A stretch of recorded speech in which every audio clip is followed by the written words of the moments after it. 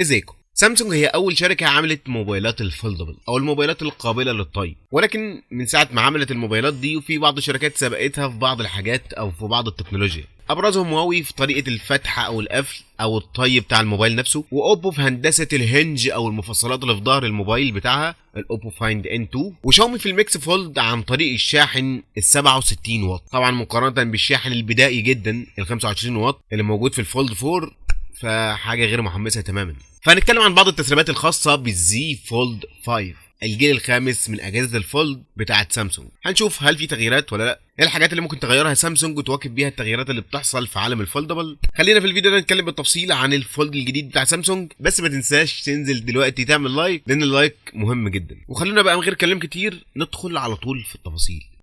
أنا لا أنساك فلسطين ويشد بي البعد، أنا في أفيائك نسرين، أنا زهر الشوك أنا الورد. اولا الزي فولد هيجي بشكل مختلف من ناحيه التصميم، وهيواكب او ياخد نفس نقطه التصميم بتاعه الاس 23 من ناحيه الكاميرات المنفصله عن بعضها، كل كاميرا على حده. والتغييرات هنا هتقتصر بس على شكل التصميم من ناحيه الكاميرات او سيت اب الكاميرات نفسه، ما دون ذلك فكل حاجه على وضعها تقريبا بدون اي اختلاف. من ناحيه التصميم هيتم تقليل الحواف بتاعه الشاشه الخارجيه، يعني الموبايل في وضع الفولد او في وضع الطي، الشاشه الخارجيه اللي بتكون منفصله لوحدها دي هتكون حوافها اصغر من الحواف اللي كانت موجوده في الجلاكسي زي فولد 4، وده اللي هيديك استحواذ افضل نسبيا. الشاشه هنا تحتفظ بنفس المقاس ال 6.2 انش مع ريزوليوشن 2316 في 904 بكسل مع اسبكت ريشيو 23:9. الشاشه هنا هتكون اميليد بطبيعه الحال، بتدعم ال 120 هرتز على طابة حمايه كورنينج جوريلا جلاس فيكتوس بلس، مع نفس الشاشه القابله للطي 7.6 انش بريزوليوشن 1812 في 2176 بكسل، وده اللي بيديك معدل بيكسل بيرنج 373 بكسل لكل انش مع دعم ال 120 هرتز مع دعم ال HDR 10 بلس، مع معدل برايتنس بيوصل لحد 1200 نيتس في وضع الذروه. من ناحيه الشاشه القابله للطي هيتم تقليل الانبعاج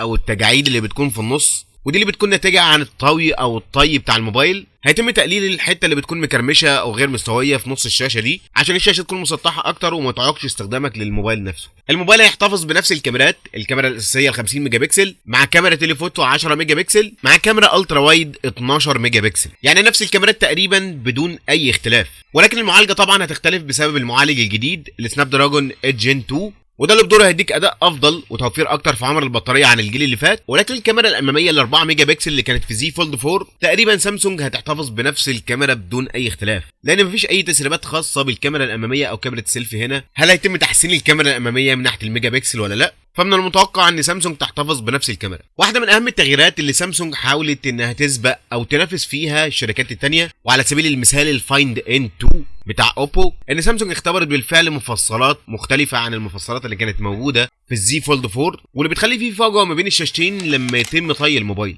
مع استخدام المفصلات الجديده او الهنج الجديد ده مش هيكون في اي فراغات ما بين الشاشتين لما يتم طي الموبايل نفسه. وتكنولوجيا المفصلات دي هتحتفظ بنفس مقاومه الميه IPX8، ودي مقاومه للميه بس مش مقاومه للاتربه، ودي واحده من الحاجات اللي سامسونج سبقت فيها جميع الشركات. على حسب التسريبات هيتم الاحتفاظ بالبطاريه ال 4400 ملي امبير مع نفس الشاحن ال 25 واط. ما يعتبرش ان في تغييرات جوهريه على الجالاكسي زي فولد 5 مقارنه بالجيل اللي فات الزي فولد 4، لا من ناحيه الكاميرات الاماميه او الخلفيه ولا من ناحيه سعه البطاريه او سرعه الشاحن. التغييرات هنا هتكون على المعالج الجديد السناب دراجون جين 2، وتصميم المفصلات الجديد اللي بيسمح للموبايل ده انه يكون مطوي بالكامل بدون اي فراغات بين الشاشتين، يعني لما يتم طي الموبايل، مع تقليل الانبعاجات او الكرمشه اللي بتكون في النص ناتجه عن طي الموبايل في الشاشه الاماميه او في الشاشه اللي بيتم طيها دي، مع الاخذ في عين الاعتبار نوع الرام اللي هيكون LPDDR5X ونوع الذاكره اللي هيكون UFS 4.0. ومن المتوقع ان سعر الموبايل ده يبدا من $1250، وده هيكون لنسخه ال 12 256 جيجا ذاكره تخزين داخليه.